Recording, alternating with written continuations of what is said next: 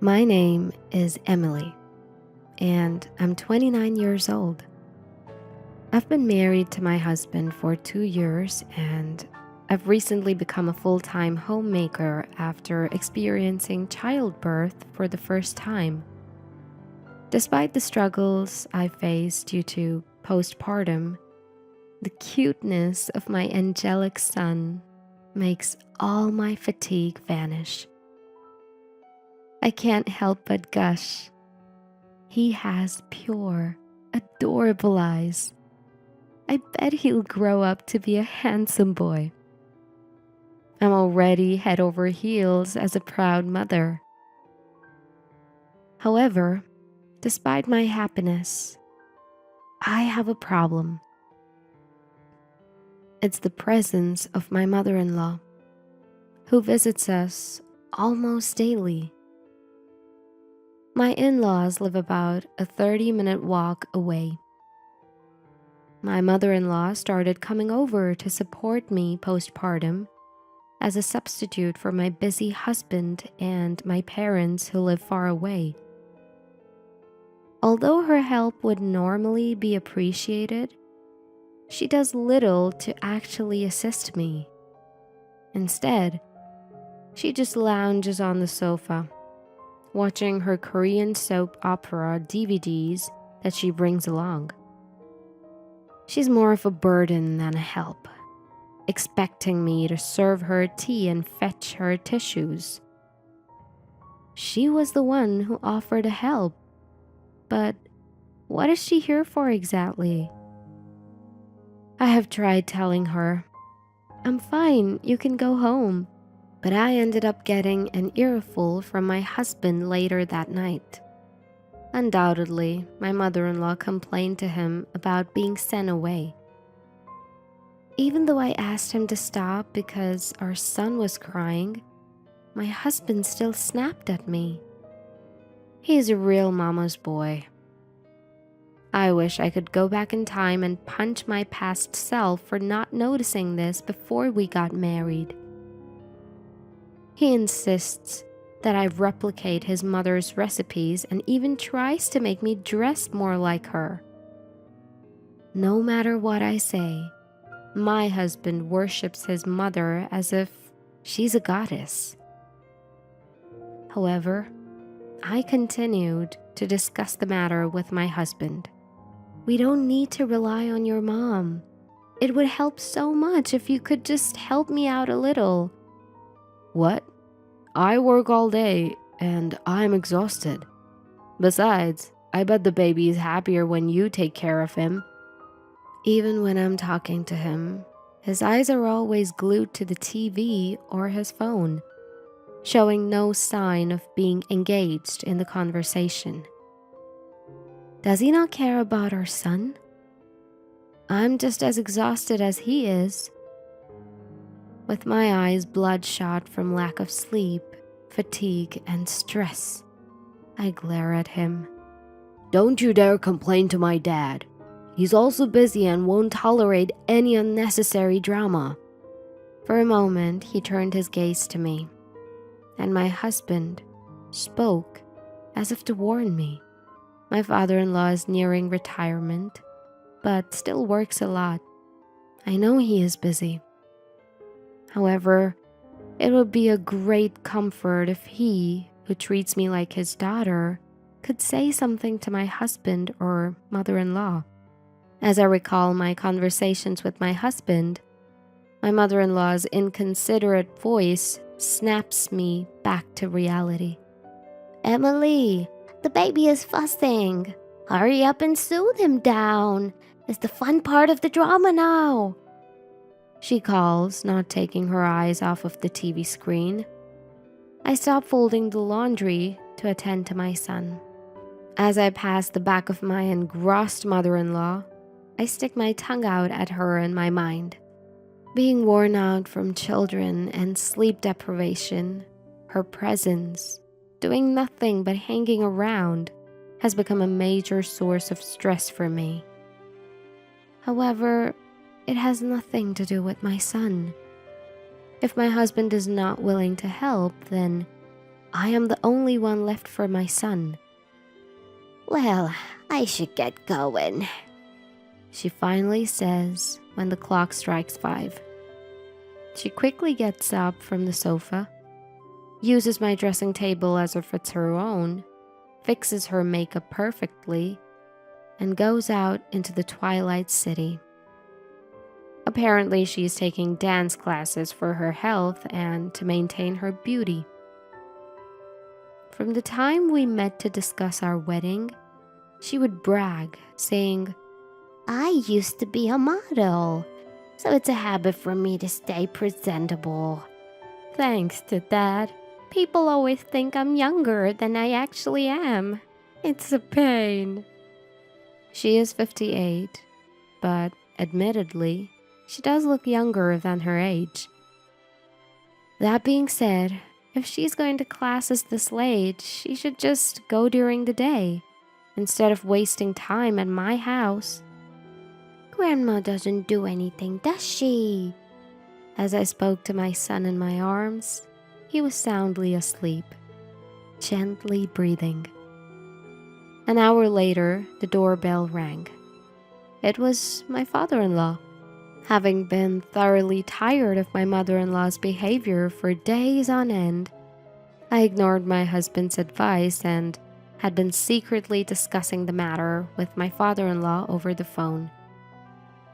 My father-in-law wanted to see his grandson's face, so he had made time out of his busy schedule to come and visit us. Looking at my sleeping son, my father-in-law, whose expression was softer than my husband's, chuckled. He is so adorable.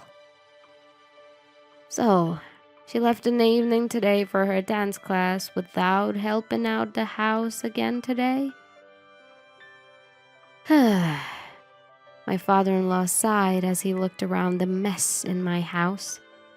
Guessing from his response, it seemed he just found out about his wife attending dance classes.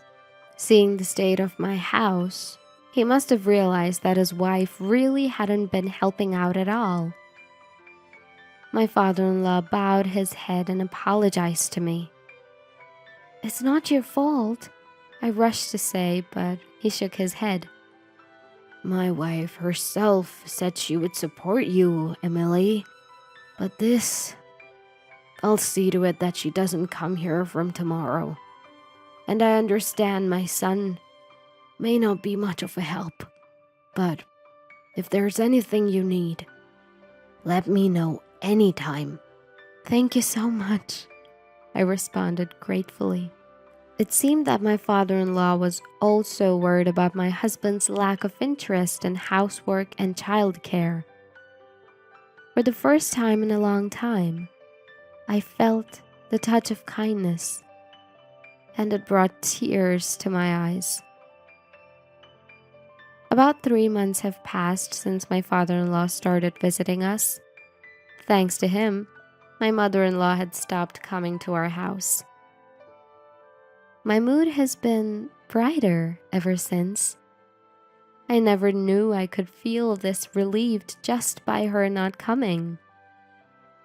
My son has even been able to hold up his hand now, and I've been able to spare a little more time for housework. Oh, it's a mess again. I sighed as I spotted the state of my half-open husband's room. Dirty shirts and socks were scattered all over the floor. I threw them in the laundry basket and decided to sweep the floor while I was at it. As I shoved the cleaning tool under the bed, I felt something was off. Did I hit something? As I maneuvered the cleaning tool, a clear file slid out with a bank book inside. "Gosh, he's such a slob," I muttered. I picked up the bank book and set it on my husband's desk, and suddenly my breath hitched. I realized it was not my husband's bank book, but the one we'd set up for our son. Why was our son's bank book in my husband's room when I always kept it somewhere else? Currently, the only money in the account was the generous amount gifted from my parents and my father-in-law for the birth of our son. It was a considerable amount saved for our son's future. A sense of dread crept over me as I tentatively opened the bank book. All the money in it was withdrawn. Out of impulse, I opened my husband's desk drawer and pulled out his bank book. Even though I knew I shouldn't, I couldn't stop myself. Just as I thought, I muttered, opening my husband's bank book. I found that the entire bonus he'd just received was withdrawn. Moreover, the remaining balance was too low. My mind went blank. Even as I heard my son crying in distance, I was too stunned to rush to him as I usually would. A few hours later, when my husband came back from work, I confronted him. He was initially angry that I had entered his room and looked through his things, but eventually confessed. I was financially helping my mother. What? Why would you need to support your mother? And I can't believe you do something like this without telling me. You even dipped into our child's savings. This is not okay. My husband angrily thumped his desk as I confronted him. Look, I only help out because my mom said she was struggling, okay? She's probably got problems we know nothing about. Besides, it's my hard-earned money. If you have so many complaints, maybe we should just get a divorce, he grumbled. Our son, who had been gently snoring in his crib, woke up and started crying. My husband argued with me and disturbed our son's sleep. I hurried over to him and lifted him up in my arms. The money you earned? The money in the account was a generous gift from our parents for our son. You can't claim it. Both your dad and my parents gifted us thinking about our son's future. Don't you feel guilty at all? And I'd appreciate if you would stop mentioning divorce so thoughtlessly, I retorted, watching our son, now cradled in my arms and calming down from his tears. My husband snorted with a look of annoyance. Then he presented a sheet of paper on the desk. It was a divorce paper, and his section was already filled out. I was shocked, and my eyes widened in surprise. I wouldn't mind getting a divorce anytime, to be honest. But you wouldn't want to be struggling financially, burdened with a newborn baby, he said, seemingly thinking this would shut me up. My feelings started to recede at my husband's childish behavior. That's when I realized something. He had never once held our son. Seeing me silent, my husband laughed, almost as if he was certain of his upper hand. So from now on, please pay the living expenses from your own pocket, he added nonchalantly, tapping my shoulder before leaving the room. As the living room door closed, I sank to the floor, exhausted. Tears naturally flowed down my cheeks. My son, nestled in my arms, stretched out his little hand to me and giggled innocently. I had made up my mind. The next day, I submitted the paper he'd handed me to the city hall. Afterwards, I got on an Amtrak train. I left a note saying, "I'll submit the divorce papers and will be claiming alimony and reimbursement for the money you used, along with my wedding ring." I was concerned about taking our newborn baby outside, but he seemed intrigued by the new surroundings and was fortunately in a good mood. I braced myself to take extra care of his health. I was headed to my parents' house in Michigan. I only brought essentials for our son and had a few of my valuables, so I didn't have much luggage. My parents, having been informed the previous night, were ready to welcome us. After hearing my husband and his mother's actions, they were enraged, but they smiled kindly and suggested that I help them with their family business and raise my son here. My parents ran a fruit farm. It was a tough job, but I had helped out since I was a kid and had some experience and knowledge. I began to think that it might not be so bad. The next day, while I was enjoying a rare moment of relaxation, my phone rang. It was my mother-in-law. Reluctantly, I answered the call. "Emily, what the hell is this about?" The moment I put the phone to my ear, a shrill scream pierced through. Somewhat irked, I replied, "Who are you?" "Huh?" Taken aback by my nonchalant response, my mother-in-law stuttered.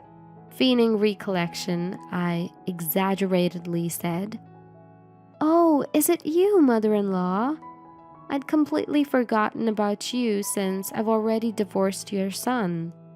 My somewhat light-hearted reply seemed to shake her. "Emily, do you realize what you have done?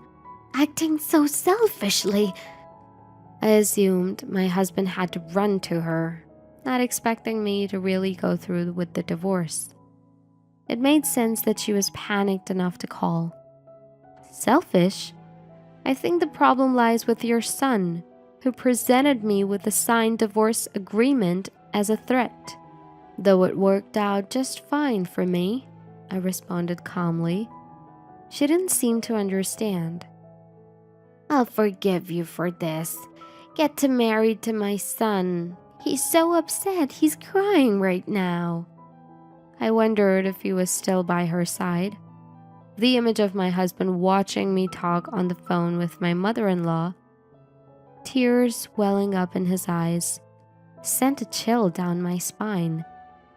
At the same time, I was utterly speechless at his determination to somehow get his mother to intervene. Enough is enough.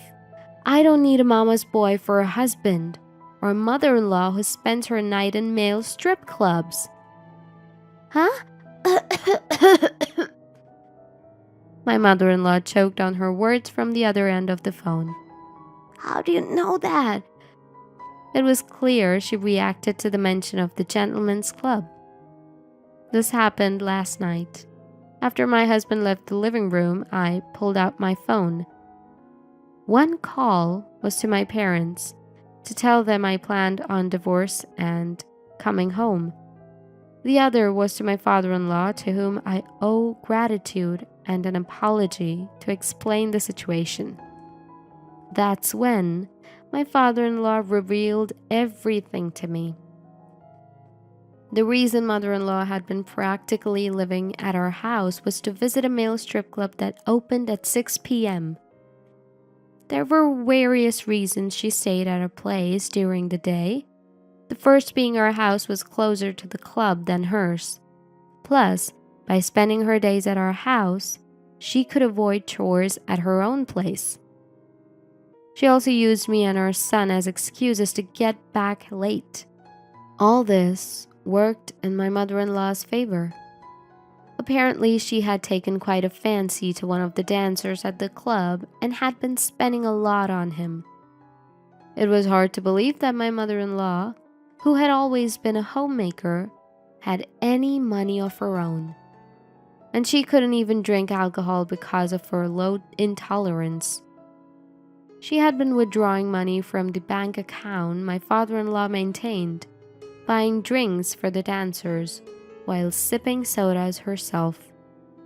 My father-in-law had been suspicious of my mother-in-law after I asked about her.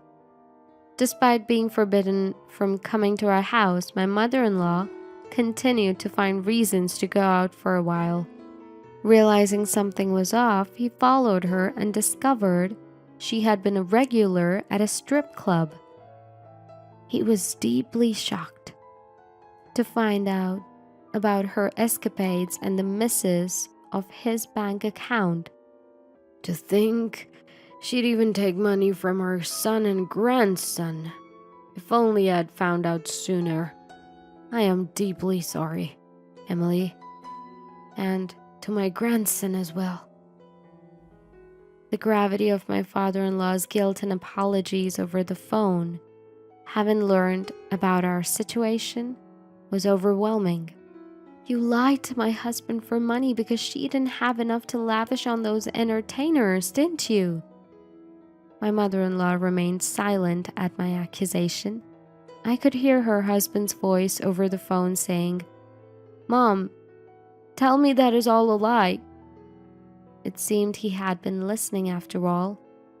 After a moment of silence, my mother-in-law erupted in anger. Don't use such vulgar words like lavish. I'm just showing Chris my affection. He loves it when I visit him. Chris must be her favorite dancer's name. I sighed at my mother-in-law's pathetic outburst. The thought of my son's money being spent on her entertainment boiled my blood again. Neither my father-in-law nor I will let this slide. You better be ready, ma'am. I ended the call and switched off my phone. A few days later, I received a call from my husband who made a sincere apology about the misuse of money and his mother's actions. Regarding the divorce papers, he admitted that it was only on his mother's insistence, saying, "If she bothers you, just show her the divorce papers. She'll stop bothering you." And he wasn't serious about it. He was deeply regretful about being fooled by his mother, who he trusted unconditionally, and eventually driving us to divorce. He seemed to have finally woken up.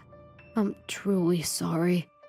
I've transferred $20,000 into your account as a token of my remorse, including the misused money and for the inconveniences caused.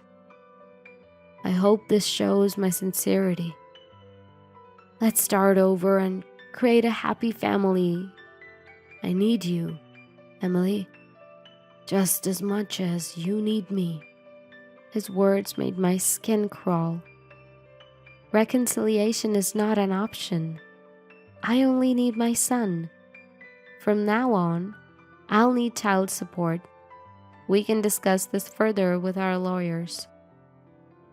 I knew that the $20,000 was the money my father-in-law had lent my husband. It was the money saved for his retirement, separate from the account my mother-in-law had been spending from. From now on, my husband would have to work hard to repay his father and provide child support for our son. He'd also be under his father's surveillance. My husband, who believed I would be forgiving him, was in tears and apologizing. But it was too late. I said goodbye and ended the call and promptly blocked his contact. 2 months have passed since the discussion with my husband, facilitated by our lawyers, was completed. Right now, I'm assisting at my parents' orchard, while also dedicating myself to child rearing. After my divorce from my husband, I've continued to keep in touch with my father-in-law. Sometimes he comes over to see my son. Through conversations with my father-in-law, I learned that my mother-in-law had secretly accrued debt. My father-in-law, who had secretly been preparing for divorce, showed no mercy and kicked my mother-in-law out. Now it seems my ex-husband reluctantly took in his mother, and they're living together. Both my ex-husband and his mother are forced to work to repay the debts and are living under extreme poverty. As I look into my son's innocent eyes, I'm determined to raise him so he doesn't end up like his father or my mother-in-law.